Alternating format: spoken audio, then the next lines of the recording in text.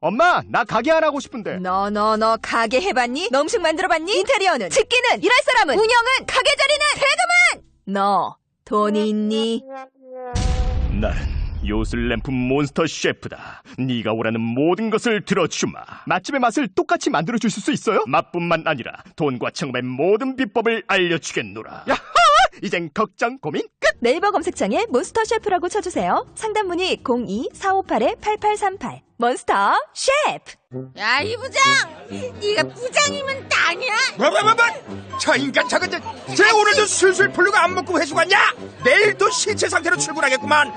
아유. 고려 생활건강 술술 풀리고 음주전 한포가 당신을 지켜드립니다. 특허받은 천연 유래 성분 숙취 해소제 술술 풀리고를 은하계 최저가로 딴지마켓에서 만나보세요. 고민을 넣어주는 친구 쇼한 침대. 쇼한 침대가 고민을 들어준다고? 편안한 저자리의 친구 쇼한 침대. 그렇게 편안하니? 머리부터 발끝까지 너무나 포근한 느낌. 오늘부터 내 친구 쇼한 침대. 어디에 있다고? 딴지마켓에 있네. 영어 실력만 향상되는 게 아니라 이러다 정말로 인생이 바뀔 것 같다. 무한도전 김태호 PD 강력 추천. 통역사 출신 영어 독학의 신이 알려주는 궁극의 영어 마스터 비법. 영어책 한 권 외워봤니? 영어책 한 권이 통째로 복사됩니다. 영어책 한 권 외워봤니? 위즈덤 하우스.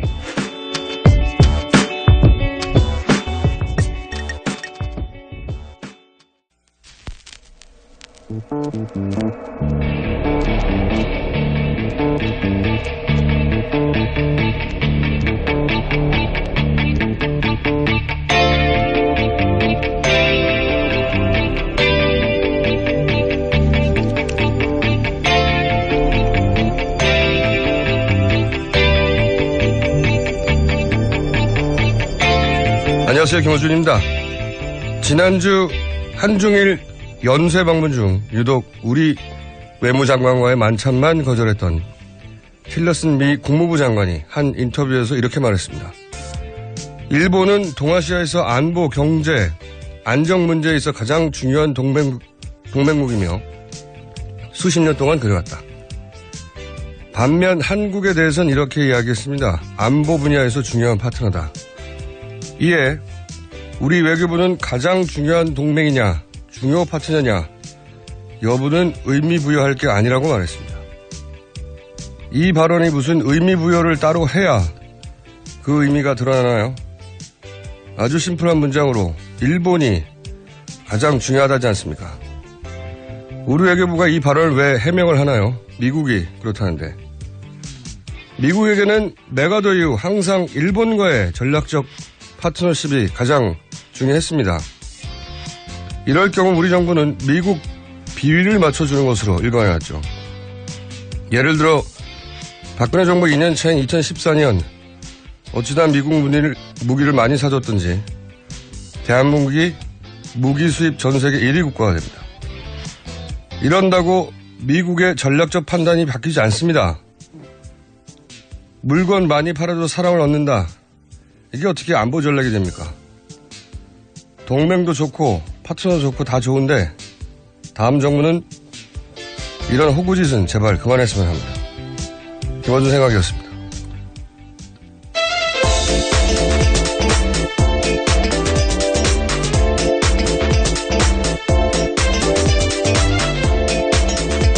시사인의 김은지입니다. 네. 자, 제가 오늘 오프닝을 하면서 느낀 건데 오늘도 바람이 셀 것 같아요. 많이 못 주무셨나 보네요. 오프닝을 하면 딱 느낍니다. 아, 오늘은 새는 날. 자, 첫 번째 뉴스는요. 네, 법원이 이재용 삼성전자 부회장 사건 담당 재판부를 재배당하기로 결정했습니다. 기존 형사 33부에서요. 형사 27부로 바뀌었습니다. 형사 27부? 네. 예. 기이한 인연이네요.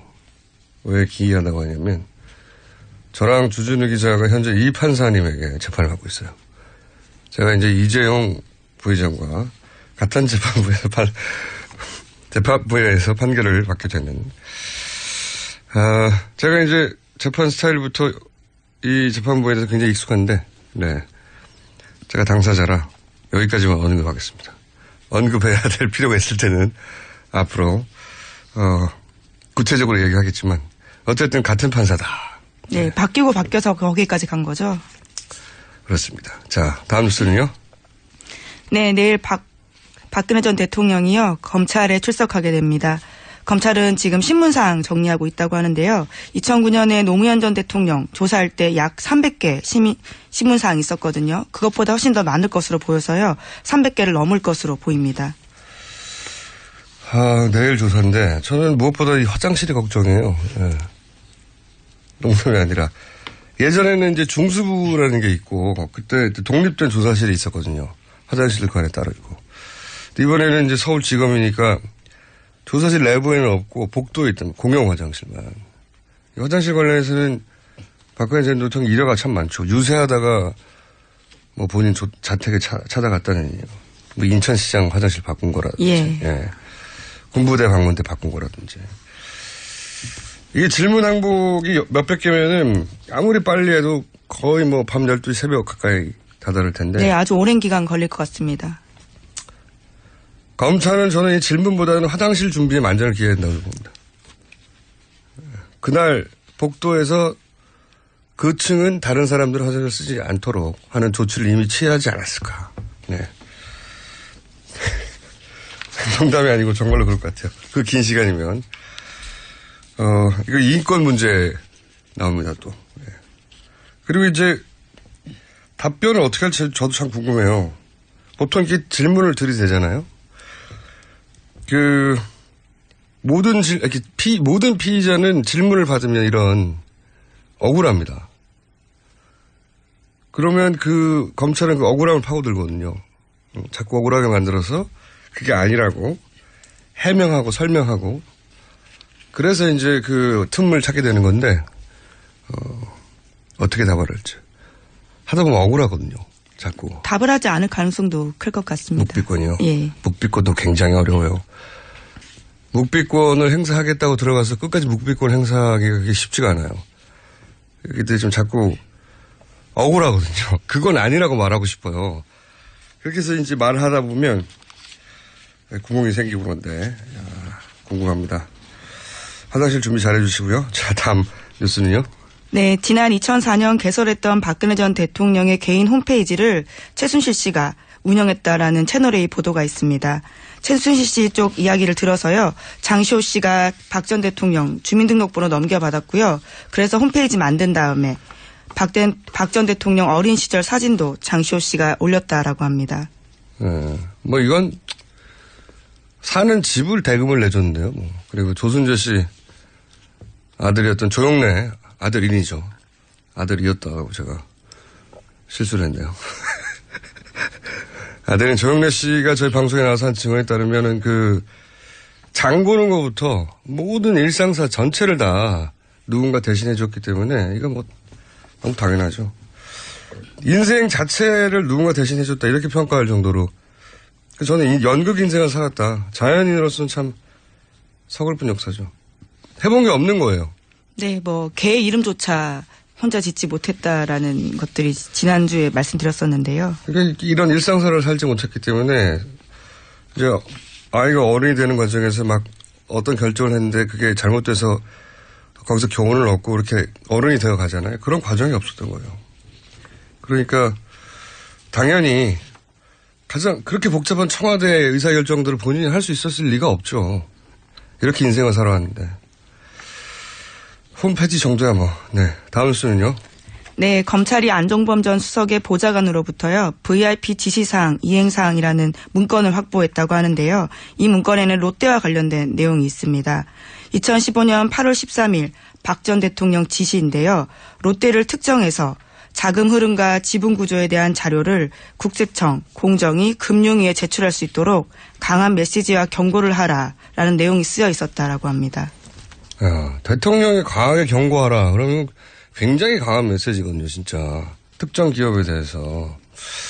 그러니까 최순실 씨 이권의 관점에서 봐야 할 것 같은데, 둘 중에 하나라고 봅니다. 뭐냐면, 먹잇감을 발견합니다. 먹잇감. 약점을.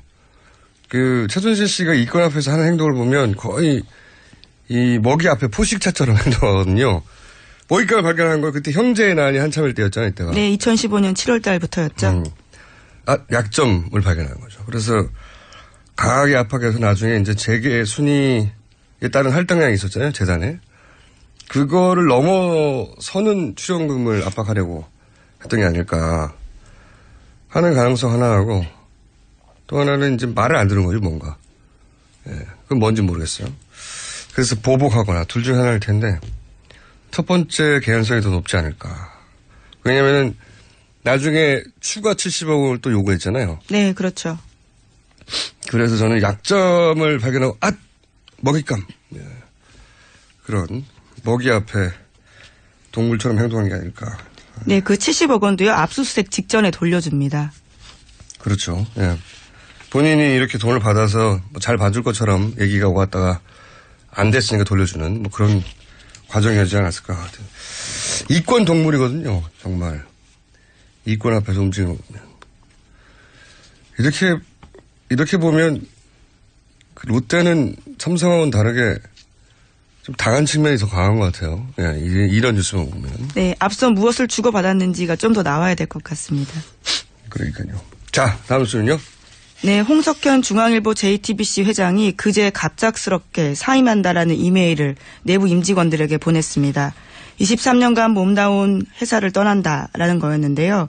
오랜 고민 끝에 대한민국의 미래를 위해서 작은 힘이라도 보태기로 결심했다, 이렇게 밝혔습니다. 저도 이 이메일 전체 읽어봤는데 저도 이 문장을 읽다가 좀 혼자 웃었어요. 얼마나 작은 힘일까? 아주 작으면 집에서 댓글 달면 되는데 촛불 집회에 나오거나. 촛불 집회 이미 나가셨습니다. 작은 힘이라도 보태기로. 만약에 홍석현 전 회장이 일종의 돌발 변수인데 지금 보면 만약에 출발하면 최대 피의자는 손석희 사장이 되겠죠. 손석희 사장에게 저는 이게 정치적 날벼락이라고 봅니다. 왜냐하면 그동안의 보도가 홍석현 정치를 돕기 위해서 한 거 아니었냐 이런 프레임에 강제 입장을 당하는 거죠. 네. 네, 이제까지 실제로 박근혜 전 대통령 대리인단이요, 장외 바깥에서 그런 프레임으로 계속 이야기했었습니다. 그러니까 하늘 흔든다. 네, 전혀 안 먹혔거든요. 네. 대선 후보 인터뷰할 때도 홍석현 바이어스가 걸리겠죠. 네. 예를 들어서 다른 후보한테 야박하게 하는 거는 각 후보들의 지지자들은 다 야박하게 보일 거거든요. 그러면 홍석현 때문이 아니냐, 예, 그런 공격을 받을 수도 있고, 머리에 이제 홍석현이라는 걸림돌이 시청자들한테 이제 입력되니까 뭘 해도 그런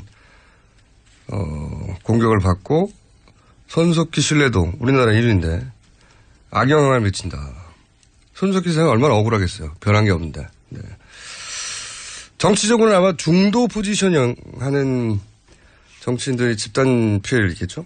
네, 어제 중앙선대 인터뷰 보면요, 그런 포지션을 취하고 있습니다. 촛불 집회, 태극기 집회 둘 다 각각 언급을 하면서요, 중도적인 입장에 대한 것들을 이야기하고 있거든요. 네. 국민의당, 바른정당이 이 포지션에 중복되는데, 정말 대선 출마하면 뭐 그런 분들한테 피해가 좀 있겠죠. 그리고 나오자마자 아마 삼성 엑스파일 얘기 나올 거고요. 97년에 대선 자금 주인공이죠. 그리고 김영철 전 삼성 법무팀장이 그 책을 통해 폭로한 게 홍석현 주식은 이건희 차명이다, 이렇게 주장한 적이 그렇죠. 있죠. 예. 이런 얘기 계속 나오겠죠, 아마. 어쨌든 1차적인 최대 피해자는 손석희 사장이 될 공산이 큽니다. 그러고 보면 제가 유리한 건가요, 그렇게 되면? 반사 이익을. 또 그렇게 연결되는 건가요? 갑자기 생각하다 보니까 그러네요. 네. 나와주시기 바랍니다, 홍 회장님. 자, 돌발 변수가 하나 나왔습니다. 자, 앞으로 대단히 이채로운 돌발 변수네요. 이때까지는 없었던. 다음 뉴스 하나 주세요. 네, 김종인 전 더불어민주당 비상대책위 대표가 그제 빅텐트에 대해서 이렇게 이야기했습니다. 나는 빅텐트라는 이야기를 한 번도 해본 적이 없다. 이해관계가 모두 다른 사람들인데 금방 쉽게 될 일이냐. 나는 불가능하다고 본다. 라고 말했습니다. 대선 관련 뉴스가 이제 좀 많아지네요. 예. 빅텐트라고는 얘기해 본 적이 없죠. 비패권지대라고 똑같은 내용을 얘기한 적은 많죠. 네. 이게 말이 확 바뀌었네요. 예. 금방 쉽게 될 일인가. 가능하다고 해서 탈당한 거죠. 예. 이 말이 앞에 빠졌어요. 진짜로 탈당해 보니 하고 가로치고 요 부분이 빠진 거죠. 예. 진짜로 탈당해 보니 불가능해 보인다. 이렇게 말을 바꿔야 되는 것 같고요. 예. 불가능하다고 보는데 왜 탈당을 하셨겠어요? 이분은 탈당 안 했을 때 본인의 정치적 영향력이 최대치였는데 탈당하면서 사실은 점점 잊혀져 가고 있습니다. 여기 다른 당 후보들과 조천 모임 하려고 했는데 그 모임에 가지도 않았죠. 다른 분들이 또. 자, 이분은 남은 거는 이제 혼자 대선 출마하느냐 마느냐인데 대선을 좌우지할 만한 변수는 안 될 것 같아요. 자. 네, 그 부분도 이제 결심할 수도 있다면서 곧 밝힐 때가 있을 거다라고 이야기했습니다. 결심은 본인의 마음이니까요. 네. 네, 변수가 되기는 어려울 것 같다. 자, 다음 뉴스는요. 어제 세월호를 건지기 위한 최종 점검 단계인 시험 인양 작업이 실패했습니다. 인양줄, 그러니까 와이어가 꼬여서인데요. 세월호 참사 3주기 전에 선체 인양하겠다라는 정부 계획도 실현이 불확실한 상황이 됐습니다. 아, 이게 얼마나 지났는데, 여기 투입된 게 1년 반쯤 됐지 않습니까? 이 네, 업체가? 그렇죠. 상하이 셀비지, 예. 네. 상하이 셀비지는 근데 이 인양 방식의 전문 기업도 아닌데, 게다가 이제 인양을 공언했다가 줄이 꼬여서 안 된다. 이거 말이 안 되잖아요. 내일 한다고 그랬다가, 내일 한다고 그랬다가 하기 직전에, 몇 시간 전에 이거 취소한 거죠. 네, 3시간 만에 그렇게 입장을 바꿨습니다. 정말. 가족들 마음은 더 무너지고요. 거기서 지켜보고 있었는데요. 하여튼 저는 다음 정권이 들어왔으면 해수부가 조사 대상이라고 봅니다. 네. 왜 이렇게까지 비밀이 많은 건지. 한다고 했다가 왜 이렇게 오랫동안 연기도 한두 번도 아니에요. 네. 이번에는 최단 시간 내에 취소, 3시간 만에 취소. 줄 꼬이는 것도 모르는데 어떻게 전문 업체입니까? 정말 이해가 안 가요, 저는. 자, 이 문제는 저희가 3부에서 전화 연결해서 한번 짚어보기로 할 거고요. 자, 다음 뉴스는요? 네, 박원순 서울시장이 촛불 집회에 대해서요. 노벨 평화상 수상에 힘보태겠다라고 밝혔습니다. 뉴스공장에 2주 전에 나왔던 이야기인데요. 관련된 이야기입니다. 관련 뉴스에 뉴스공장 얘기가 있나요? 그런 언급은 안타깝게도 없습니다. 마치 본인의 아이디어인 것처럼 한 건가요? 야, 시장님 컨닝 하셔놓고 이렇게 본인 아이디어처럼. 자, 근데 올해의 수상자는 될 수가 없어요. 제가 좀 알아보니까 이미 전해에 정하더라고요. 후보 받는 것을. 그러니까 서로 받는다 하더라도 2017년이 아니라 2018년이 수상자 대상이 되는 거라고. 그렇게 저 좀 알아봤거든요. 이거 빨리 네. 추진하려고. 서울시도 추천 직접 주체는 아니지만요. 각종 지원하겠다라는 겁니다. 보니까 이제 상을 받은 적이 있는 사람. 그렇죠. 네. 수상자와 그 나라 의회도 가능하다고 있습니다. 하기도 하고. 그리고 추천위원회가 또 따로 있다고 하고요. 좀 알아보려고요. 우리나라에서 받은 분이 김대중 전 한 대통령이죠. 분밖에 없잖아요. 예. 예.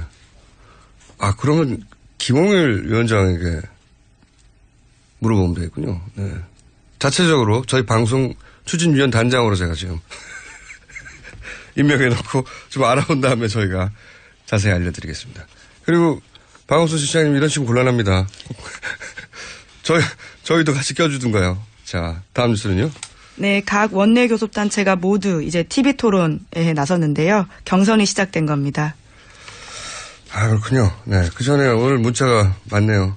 공장장이 발음 꼬이니까 어디 하루 이틀이냐고. 오늘은 좀 심하네요 하시는데 이보다 더 심한 날도 많습니다, 제가.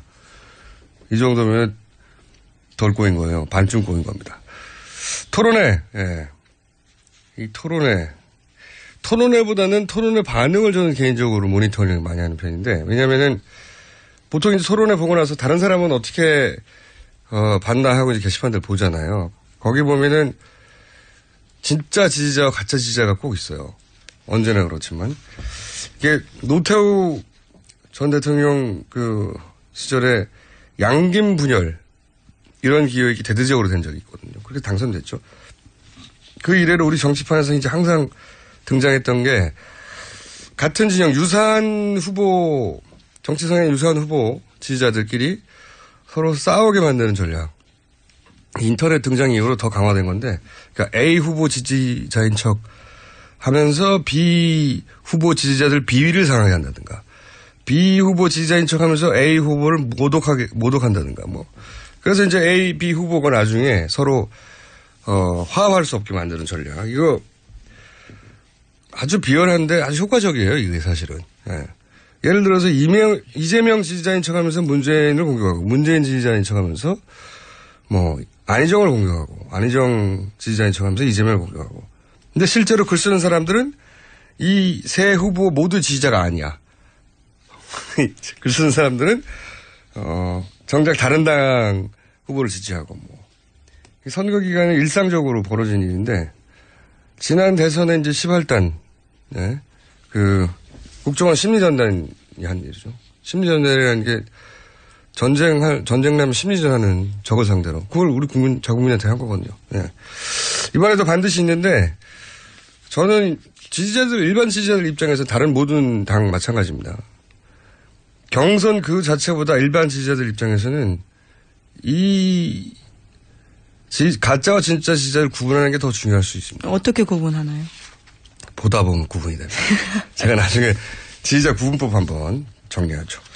자, 오늘은 여기까지 하려고 했더니 미니 인터뷰가 하나 있네요. 네. 잠시만요. 미니 인터뷰가 뭐냐면 저희가 지난주 금요일 날 촛불 집회 주최한 퇴진행동 거기서 빚이 1억이 있다고 급하다고 제가 전화 인터뷰를 했었거든요. 자, 그러면 결과 어떻게 된지 전화 연결해보겠습니다.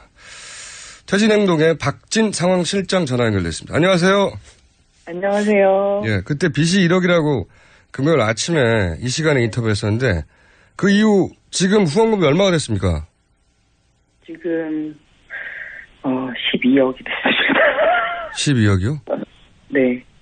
금요일 낮에 저희가 사실 감사하다고 8억 8천 모였다고 발표를 했는데요. 어젯밤에 제가 저희 사무국장님한테 최종이 얼마냐라고 했더니 12억이랍니다. 어쩌죠? 아니 그러면 11억이 남잖아요. 네. 저 주세요 그럼. 이야 정말 대단하네요. 저희 정말 매일매일 놀라고 있습니다. 이야. 이런 아마 그 모금에 참여하신 분들 중에는 집회를 못 나가서 미안해서 내신 분들도 많을 거야 아마. 맞아요. 뭐 어떤 동문회에서는 자기가 못 나온 만큼 10,000원씩 내라. 그러니까 20번 중에서 10번 나왔으면 10만 원 내라. 뭐 이런 식으로 얘기하셔서 실제로 그렇게 냈다 하시더라고요. 대단합니다. 근데 네. 아니 이제 빚을 갚고 남은 앞으로의 집회가 한두 번 정도 더 기획되어 있다고 하는데 그 정도만 하면 되는데 지금 돈이 너무 많아가지고 앞으로 집회 많이 해야 되겠는데요? 어떡합니까? 아니요. 집회를 많이 할 수는 없을 것 같고요. 그러니까요. 네. 뭐 당연히 이제 집회 비용으로 쓸 거고 그 나머지는 어떻게 쓸 건가 이제 저희가 합의를 해야 되는데요. 아니 뉴스공장이 지금 기여한 바가 많은데 뉴스공장하고 뭐 어떻게 같이 이벤트라도 하시든가. 네. 좀 얘기를 해볼까요, 이제부터요? 네. 앞으로. 이제 그만 좀 보내주셔. 그만 좀 보내달라고요. 네, 뭐 배부른 소리 같긴 하지만. 그렇죠. 이게 부담이에요. 이게 개인 돈도 아니고, 네. 집회를 잘 해줘서 고맙다. 앞으로 부탁한다. 이런, 네. 후원금인데, 이제 일상으로 돌아가셔야지, 끝나고. 네, 그리고 이게 저희한테 이렇게 후원을 하면 사실은, 진짜 후원 받을 곳들은 또 후원을 못 받는 그런 또 이런 영향도 있기 때문에 실장님 저희한테는 그만해 주셔도 됩니다. 실장님 배부른 소리 그만하시고요. 다른 거 자 이 기금을 어떻게 사용할 건지에 대한 계획이 있으면 저희가 짧게 다음에 미니 인터뷰 한 번 더 하기로 하고요. 마지막으로 후원해주신 시민들에게 한마디 해주시고 그 전에 뉴스공장에 얼마나 고마운지 한번 얘기해 주시죠, 실장님. 뉴스공장은 뭐 말할 것 없이 사실 뉴스공장 나오고 나서 지금 멈추지 않고 후원금이 들어오고 있는 거라서요. 너무 감사하고 그리고 무엇보다는 한 점이 됐던 그 시민들의 위대함을 봤던 혁명이었는데요. 다시 한번 그 위대함을 경험했고 저희 퇴진행동은 저희가 그 힘으로 또 앞으로 계속 사회활동을 할 수 있을 것 같지만 시민 여러분들도 잊지 마시고 자신의 힘이 얼마나 위대한지 다시 한번 보는 그런 계기가 됐으면 좋겠습니다. 너무 감사합니다. 네, 감사합니다. 네, 계획 세워지면 그때 다시 한번 연결할게요. 네. 네, 지금까지 퇴진행동의 박진상황 실장이었습니다. 그리고 시사인의 김은지였습니다. 감사합니다. 아무도 묻지도 따지지도 않고 가입하셨다고요? 보험은 너무 어려워요. 걱정 마십시오. 마이보험 체크가 도와드립니다.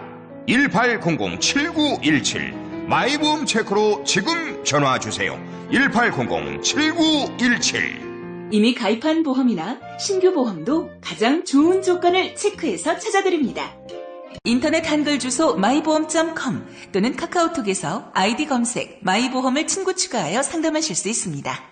여성 여러분, 골반이 삐딱하면 허리가 아파요. 아랫배가 나와요. 골반이 바로 서야 건강도 아름다움도 바로 섭니다. 바디로직을 입으세요. 토크밴드의 입체적인 탄력이 틀어진 골반을 바로잡습니다. 간편하고 확실한 골반 교정 타이즈 바디로직. 삐딱한 남성 골반에도 역시 바디로직. 바디로직의 효과를 못 느끼셨다면 100% 환불해드립니다. 자세한 환불 조건은 홈페이지를 참조하세요. 굶고 뛰고 땀 빼고 다 해봤다. 그래봐야 소용없었다. 다이어트는 결국 먹는 게 문제다! 동결건조 채소와 곡물, 단백질, 그리고 효소와 비타민, 미네랄로 만든 다이어트 전용 그린 스무디로 하루 한두 끼만 바꿔 드세요. 검색창에서 비타샵을 검색해주세요.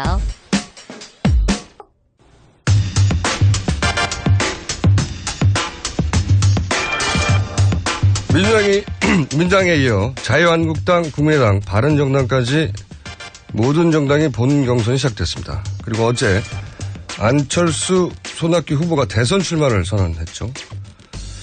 이 전국과 현안들 박지원 대표 연결해 짚어보겠습니다. 안녕하세요, 대표님. 안녕하세요. 네, 저희 스튜디오 직접 오셔야 되는데 만날 전화로 해서 훨씬 더 재밌을 수 있는데 말이죠. 대선 전에 꼭 한번 와주십시오. 직접 뵈면은 김총수 앞에서 얘기 못해요. 자, 대표님 다른 이야기 하시기 전에 네네. 홍석현 전 중앙일보 JTBC 회장 사표를 냈어요. 혹시 이거 사전에 아셨습니까? 저는 몰랐습니다. 네, 대선 출마 루머는 있었잖아요, 그죠? 네? 루머는 있었지 않습니까? 출마할지도 모른다, 이런. 글쎄요, 그런 얘기는 들었었지만은, 네. 제가 최근에는 뵙지를 못했거든요. 네. 그리고 사실, 김대중 정부에서 이해창 총재가 대통령 후보로 거의 확정적이 되니까, 예. 세대 교체를 위해서 홍석현 회장을 국무총리로 한번 하려고 했어요. 예. 그래가지고 대통령 후보를 내세우자 하는 것을 김대중 대통령님하고 저하고 검토를 했었는데 예. 여러 가지 사유로 이루어지지 않았죠. 아무튼 홍석현 회장은 신원서판이 훌륭하신 분이에요. 네. 그런데 과연 중앙일보 JTBC 회장을 사임하기는 했지만은 이제 대통령을 나오실 수 있을까요? 너무 늦은 것 아니에요? 그건 대표님이 훨씬 전문가 아니십니까? 대표님이 늦었다고 하면 늦은 거죠. 예. 글쎄요. 그런데 그 이메일 사원들에게 보낸 내용을 보면은 상당한 의지를 저는 읽을 수 있었는데 예. 아무튼 모르겠습니다. 만약에 출마를 하게 되면 이 기업가 출신이고 이제 중도 보수, 합리적인 보수 이렇게 포지션을 할 것 같은데 그러면 안철수 전 대표하고도 겹치는 부분이 있어. 이거 안철수 후보한테는 나쁜 소식 아닙니까? 만약 된다면? 글쎄, 홍석현 회장은 기업과 중도 보수도 표방하지만은 예. 통일 문제에 대해서는 상당한 진보적 태도를 취하셨거든요. 예. 그렇기 때문에 딱히 뭐라고 얘기할 수는 없지만은 상당히 경쟁해볼 만한 좋은 후보감이다. 저는 그렇게 생각합니다. 근데 이제 대선 출마하면 이거 무소속으로는 거의 불가능하지 않습니까? 대선 후보는. 그죠? 무소속으로는 지금 현재 우리나라 정치 구조로 볼 때 예. 어렵지 않을까. 그러니까 저는 이제 4개 정당이 전부 후보 등록을 마쳤고 사실상 경선 체제라고 하는데 예. 과연 어떤 당에서 출마를 하게 될지 그리고 사실 정당에서 추대라고 하는 것은 거의 없거든요. 그러니까요. 조금 더 봐야 되겠습니다. 어떤 당에 예를 들어서 뭐 국민의당 대표님이 모르셨다는 거 보니까 국민의당에 갈 것 같지도 않고 민주당도 아닌 것 같고 후보가 많아서 거기는. 그러면 자유한국당 바른정당인데 여기도 이미 경선에 돌입했지 않습니까? 공식적으로 후보를 선정하는. 이 중간에 들어갈 수도 없는데. 그죠? 글쎄요. 뭐 자세히 모르겠다고밖에 말씀드릴 수 없습니다. 직접 출마를 하든 킹메이커가 되든 이번 대선에서 의미 있는 변수가 되긴 될까요? 마지막 질문인데 홍석현 관련해서는. 직접 출마를 하건 킹메이커가 되든 상당한 영향력은 행사할 수 있는 그런 폭발력을 가지신 분이죠. 알겠습니다. 근데 구체적으로 어떻게 될지는 잘 모르겠다고 하시는 거예요. 네, 그렇습니다. 예. 그 연대 얘기하니까 이제 생각이 나서 여쭙겠는데 김정인 전 대표가 며칠 전에 남경필, 유승민, 손학규 여러분들하고 조찬회동하는데 손학규 후보가 가려고 하는 걸 대표님이 가지 말라고 하셨다면서요. 손학규 후보를 가지 말려고 한 게 아니고 예. 우리 국민의당 지도부 한 사람이 안철수 후보가 가시지 않으니까 예. 자기가 가겠다라고 해서 제가 가지 말라고 그랬습니다. 아, 손학규 후보는 그냥 자체 판단으로 안 가신 거고? 네, 그렇습니다. 그러면 대리로 가겠다고 한 사람을 가지 말라고 못 가게 하신 이유는 뭡니까? 사실상 대연정론은 현실적으로 어렵습니다. 지금 경선 전국이기 때문에 그러니까 경선 전국에서는 각 당의 정체성을 앞세워서 그 당에 가장 적합한 대통령 후보를 만들어야 되거든요.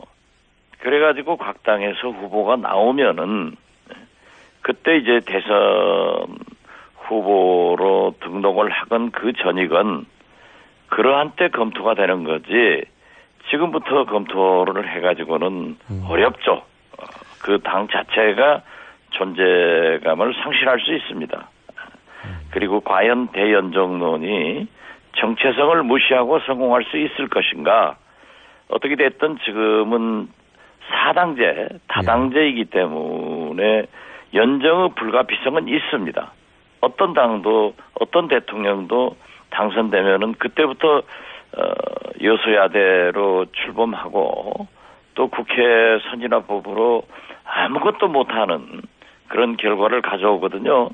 그렇기 때문에 독일의 메르켈 총리처럼 총리에 당선돼가지고 심지어 보역까지도 연정을 한 선례가 있고 그렇기 때문에 그러한 것은 검토할 수 있지만은 지금 경선 전국에서 대연정을 논하는 것은 각 당의 정체성과 존재감을 상실하는 일이 되기 때문에 저는 어렵다.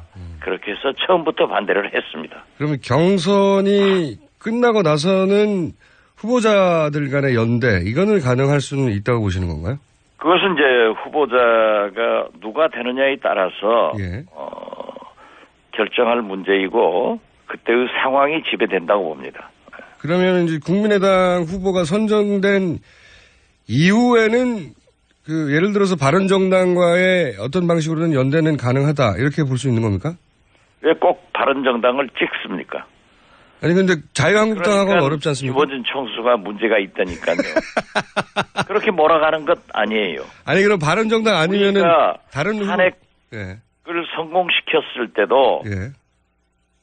민주당과 문재인 대표가 비박과 국민의당은 통합한다. 이거하고 맥락이 같은 거예요.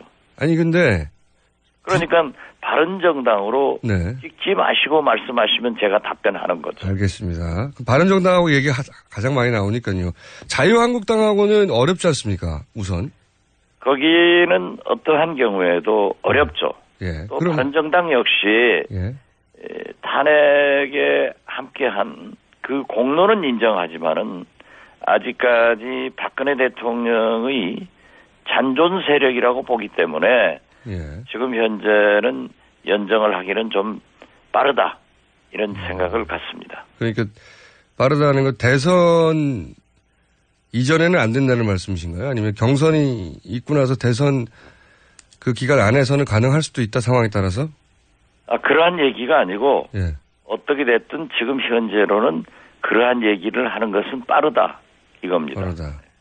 그 얼마나 메르켈 총리 독일 예를 들었지 않습니까? 대선 이후에나 가능할 수 있다?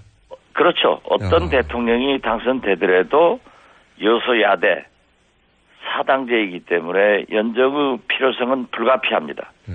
대표님, 저도 지금 목소리가 좀 그런데 대표님 약간 피곤하신 것 같습니다. 그렇죠?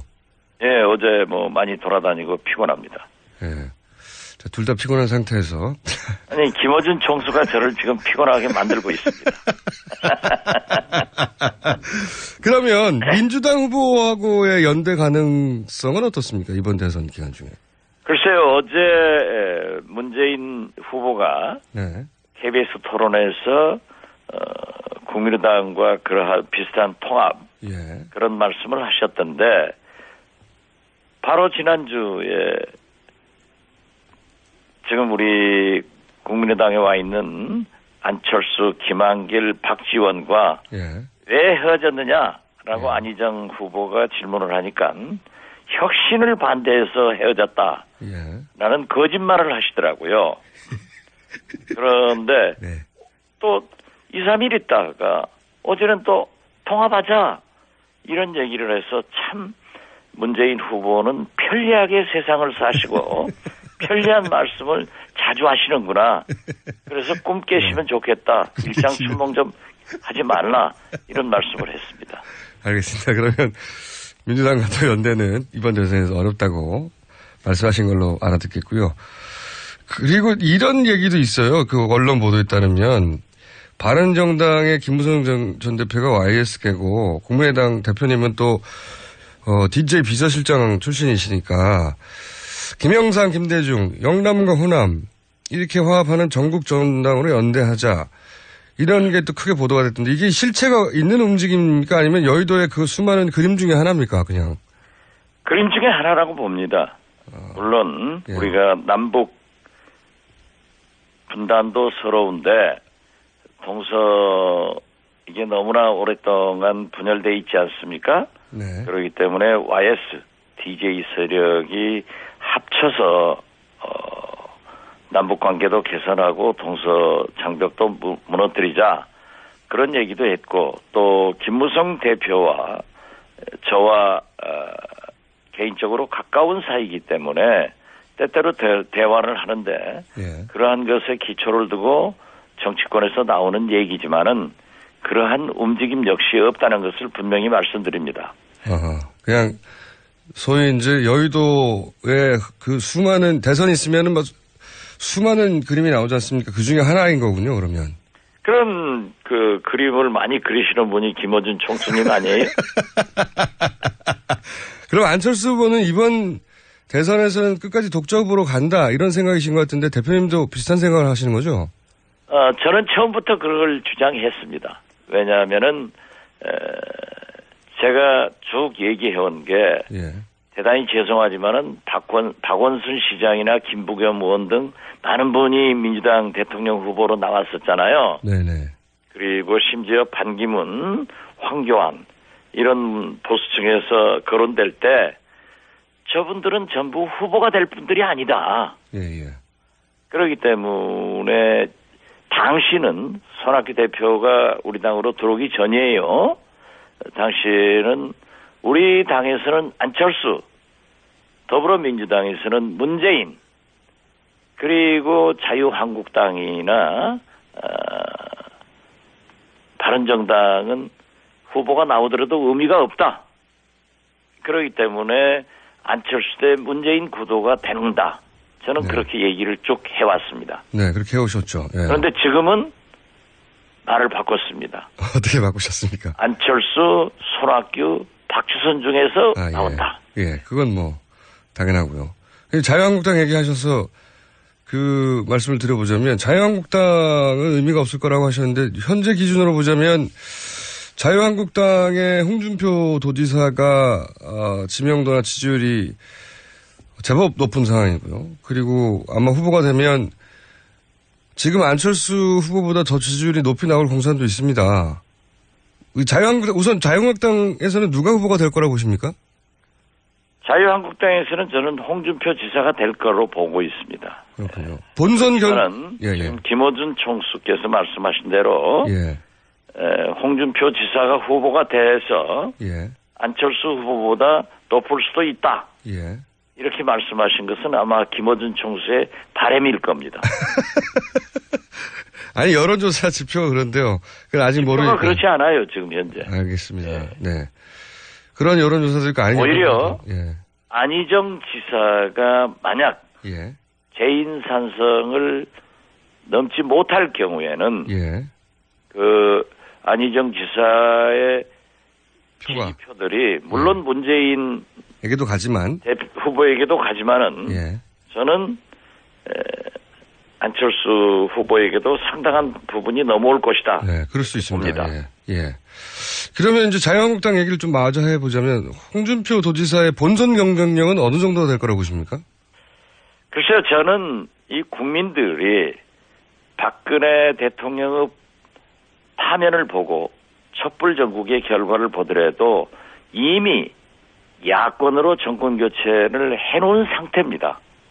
그렇기 때문에 탄핵을 원했던 국민도 80%였고 국회에서 가결된 것도 80%, 헌재에서 인용을 요구하는 것도 80%, 우연의 일치로 헌재 재판관들이 8대 0으로 박근혜 대통령을 탄핵시키는 걸 보면은 아마는 박근혜 대통령의 팔자에 무슨 팔자와 무슨 연관이 있지 않는가 이런 생각을 할 정도로 조금 하는데 무리수였습니다, 대표님.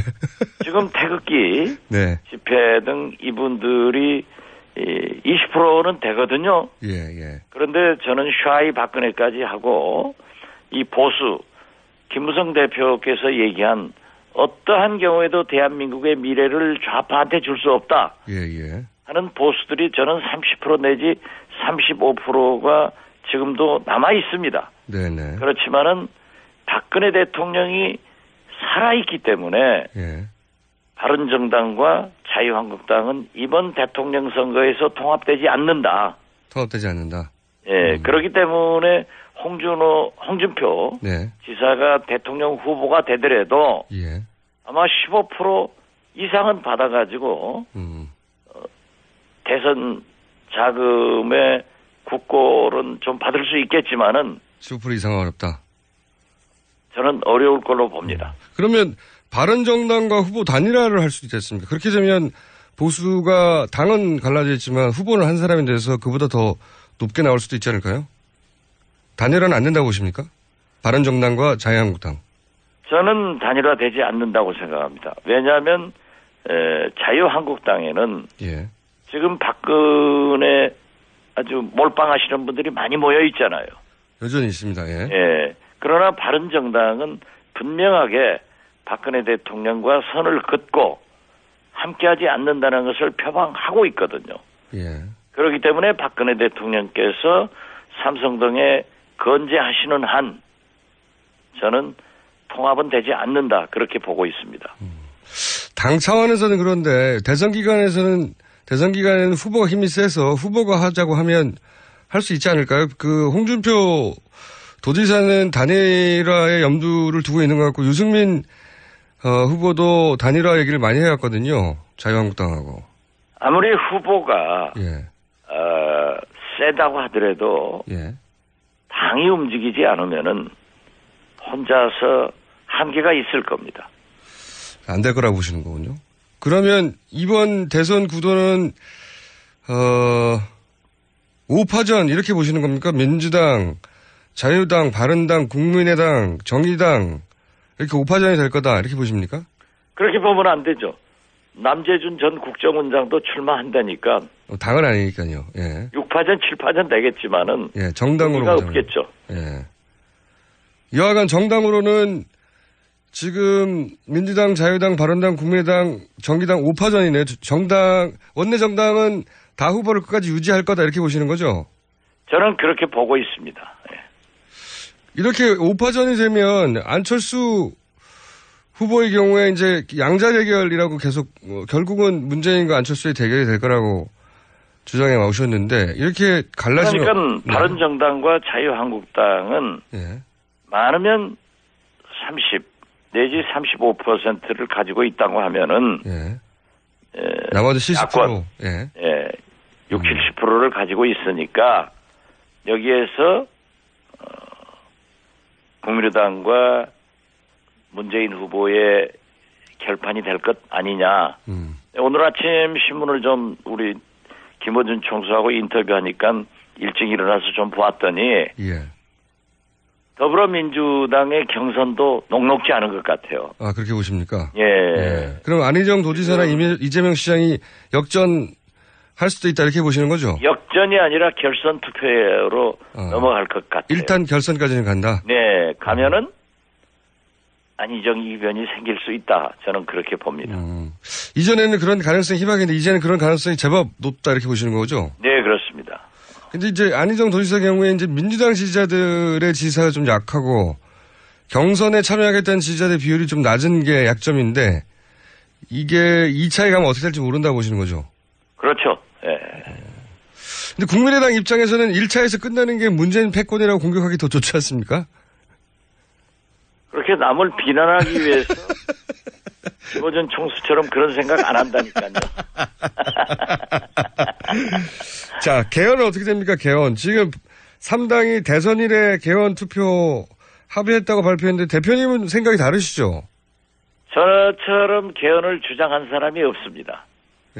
그렇지만 아직까지 개헌안이 통일되지 않았고요. 이제 대통령 선거가 50여일 정도밖에 남지 않았는데 과연 물리적으로 가능하겠는가? 그리고 3당 통일안이 나올 수 있겠는가? 이걸 생각합니다.